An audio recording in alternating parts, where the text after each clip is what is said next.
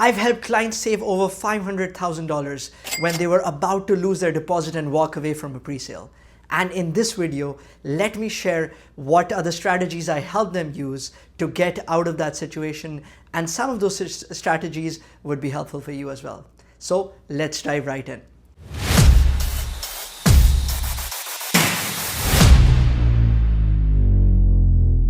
Now, a few weeks ago, John came to me. He had bought a presale project back in 2021. It came up for completion just now, and a few weeks ago, they got the letter for final completion. And when they went to the bank said, you know what, sorry, we couldn't help you. We did think we could help you earlier, but with the way the rates are, your ratios are, and everything, the whole situation, we cannot give you any financing. Now, John was scared. He thought he could lose his deposit. He was really scared because he thought he could actually be sued by the developer as well, and he was partially right. And then he came to me. Now, one thing before I dive into the strategies, I want to talk to you about what could have happened with John. Now, most people think that if they've done 10, 5, 15% deposit on a pre-sale they bought and they cannot complain and they walk away, that is it, that is the end of it. But no. There could be actually bigger consequences which could hurt your financial future. So in a lot of rulings we have seen, especially in Ontario, the courts have actually favored the developers. Now, coming to a specific situation, let's say you've bought a property in 2021 for say $500,000. You gave $100,000 down, which was roughly 20%. And now when it comes time for completion, you're not able to complete and you just walk off. Well, the developer can now, once you walk off, try selling the property somewhere else. And let's say because the market has gone down, they sell it for $450,000. Not only do they keep the $100,000, they can sue you for the extra $50,000 plus any other added cost they might have incurred because of you walking away from the sale. And if you don't have the money, what that could mean is judgment on your credit bureau or on your other properties. So this could be a bigger risk to you. What if that property sells for $400,000 by the time they're all said and done? Well, the liability is still yours. And this is optional, but the way there is blood in the streets when it comes to developers, they're also struggling financially, as we have seen with a lot of different news going on and a lot of developers facing financial hardships. So they are coming after your money. But if you are in this situation, don't you worry, because I will share with you 4 strategies which have worked for my clients, which I recommend you try before you truly give up. So let's dive right in. So the number 1 strategy is called a mutual release.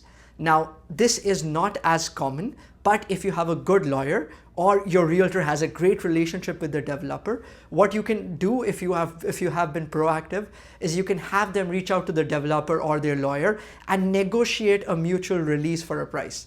What that means is instead of, hey, we're just not going to show up and walk away, we will give you a portion or the full deposit up front, but please release us of all the liabilities, and the developer signs off on this. Now, yes, you do have that financial loss of how much deposit you let go, but it gives you the peace of mind that you can now walk away and move on with life without any liabilities on you.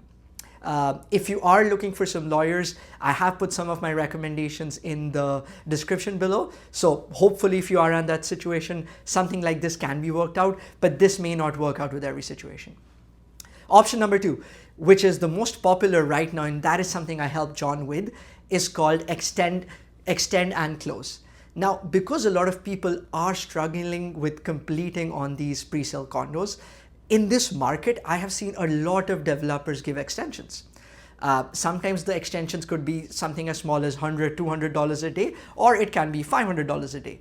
Whatever the amount is, get an extension for as much as you can, pay it on a daily basis, you include that in that, and try financing with an alternate lender. And that's where someone like me comes in. What you do is, you find some creative scenarios, and that's where a good mortgage broker can help you, is see if you can close with an alternative or a private lender and just close on it, list it right away, sell it, and at least make your costs covered or take a smaller loss. Or in some cases, maybe the numbers make sense and it becomes a good rental property. I'll give you some examples where this is ideal. Number one is if you've only given a smaller down payment, You have the income to take care of things, and the market value of the condo is higher than you bought it for, private lenders can actually lend on the market value instead of the original purchase price, and you can get a higher financing. So maybe you can close a property with 10% down, get a good deal on it, get a fully open term, and then you can sell it, pay no penalties, and get your money back. Option 2 is if you're struggling with down payment, you can see if you have a good exit strategy and you're confident of being able to sell, if you can leverage money from other properties and close on that. We have done scenarios in which in which a client only had, so specifically John, he had just 10% deposit, but he had a primary residence with a lot of money. We got him a mortgage which involved both properties, financed the property up to 90%, and because he had a really good deal on the price, and the property was in a good area which we're still selling, he was able to list it right away, and he's already getting interest in trying to get out of it. Now, this may not be ideal in every situation. You have to be careful what works for you. But if you are looking for an advice and you want a free 15-minute consultation, there's a link below, no obligations. We really want to add value to you. Option 3 is swap and complete. And what I mean by that is if you have a bigger unit in the development, let's say, a 1,100 square foot, 3-bedroom condo, 2-bedroom condo, or a penthouse, and you know you're struggling financially, talk to the developer and see that, hey, what if instead of buying a 800, 700,000 condo, you keep my deposit, but give me a smaller unit or a cheaper unit in the same apartment. That way I'm still completing, you're still getting my deposit, but that reduces your financial liability because you're now going at a smaller stakes or a smaller property, which might be easier for you to close on and get out when you can. But this may not work, but it is worth a shot. Option number 4 is extend and assign. Now, if you already know that none of these scenarios would make sense, you do have financial concerns, talk to some competent realtors in your area and get the unit assigned as much as you can.